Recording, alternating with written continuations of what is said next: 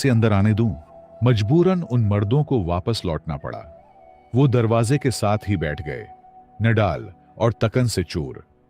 औरत की ममता जाग उठी। उसे उन दोनों में अपने बेटे नजर आने लगे।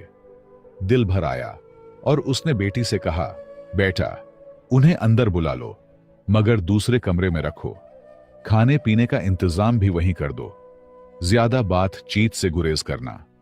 अल्लाह ने उन्हें हमारे दर पर भेजा है, हमारी आजमाइश है। हमें खिदमत करनी है, लेकिन अपनी हया और पर्दे का ख्याल रखते हुए।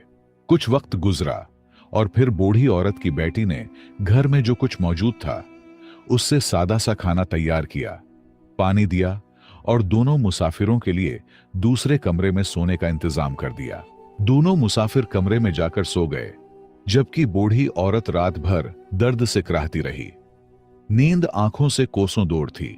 वो फरियादें करती रही और दिल ही दिल में उन अजनबियों पर भी नजर रखी हुई थी। सुबह की अजान हुई। दोनों मुसाफिर उठे, वजू किया, नमाज अदा की और जाने लगे। जाते हुए वो बूढ़ी औरत से दुआएं ले रहे थे, मगर जब औरत ने उनकी इबादत और परहेजगारी देखी तो मोहब्बत से रोक लिया। बेटा, नाश्ता किए बगैर मत जाओ, अल्लाह ने तुम्हें हमारे दर पर भेजा है। ये सुनकर दोनों आदमी रुक गए और उनमें से एक ने नरमी से पूछा, अम्मा जी, आप बीमार लगती हैं, क्या हुआ है आपको? कब से परेशान हैं? बूढ़ी औरत ने धीमे लहजे में जवाब दिया, बेटा, यह बीमारी अल्लाह की तरफ से है और मैं उस पर राजी हूं। मेरा निगहबान सिर्फ मेरा रब है।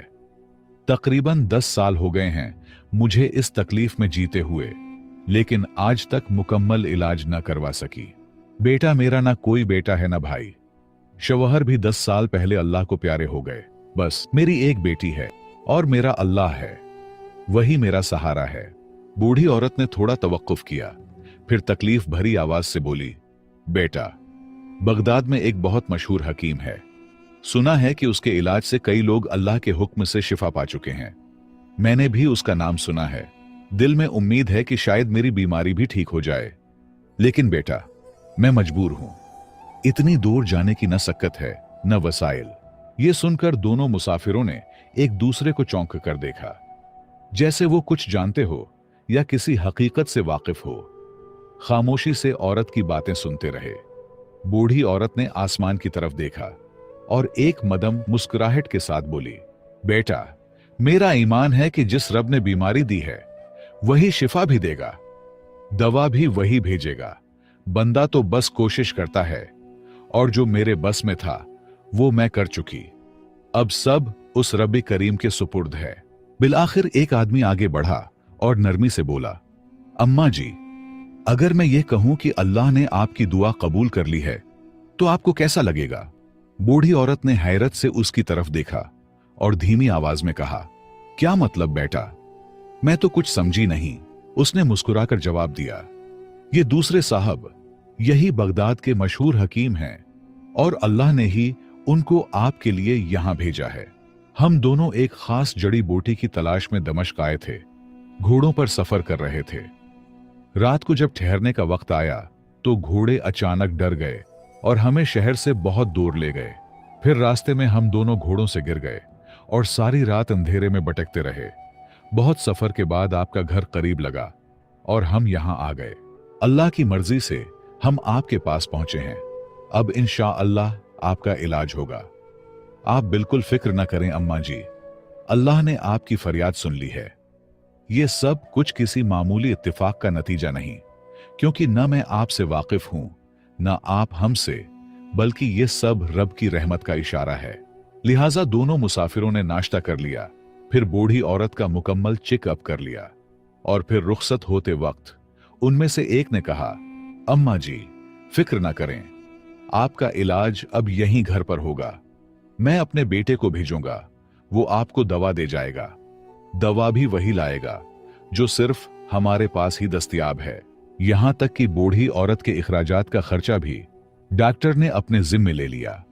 कुछ वक्त गुजरा, फिर वाकई एक नौजवान लड़का दवा लेकर आया। वो हकीम का बेटा था। दवा देने के बाद जब उस नौजवान ने बूढ़ी औरत की बेटी को देखा तो दिल में कुछ महसूस किया। दरहकीकत हकीम ने उसे दवा देने के साथ बीवी के लिए लड़की देखने के इरादे से भेजा था। क्योंकि हकीम ने उसी रात को लड़की की खिदमत और मेजबानी देखी तो दिल ही में बहू बनाने की नीयत कर लिया। जब हकीम के बेटे ने लड़की को देखा तो उसे भी पसंद आ गई। हया और गैरत का जमाना था। लड़का चुपचाप चला गया और बूढ़ी औरत को सिर्फ इतना इशारा दिया कि आपकी बेटी मुझे पसंद है, ताकि वो किसी और को हाँ न कर दे। बूढ़ी औरत से रिश्ता तय पाया और कुछ दिन बाद उस नेक सीरत लड़की की शादी बगदाद के मशहूर और मालदार हकीम के बेटे से हो गई। चंद ही दिनों के इलाज से बूढ़ी औरत भी सेहतयाब हो गई। अब वो अपनी बेटी के साथ बगदाद में आराम और सुकून की जिंदगी गुजारने लगी। वो हर रोज बेटी को यही नसीहत करती, बेटी, हमेशा अल्लाह पर कामिल यकीन और पुख्ता भरोसा रखो। जो कुछ होता है वो अल्लाह के हुक्म से होता है, उसके सिवा कोई और कुछ नहीं कर सकता।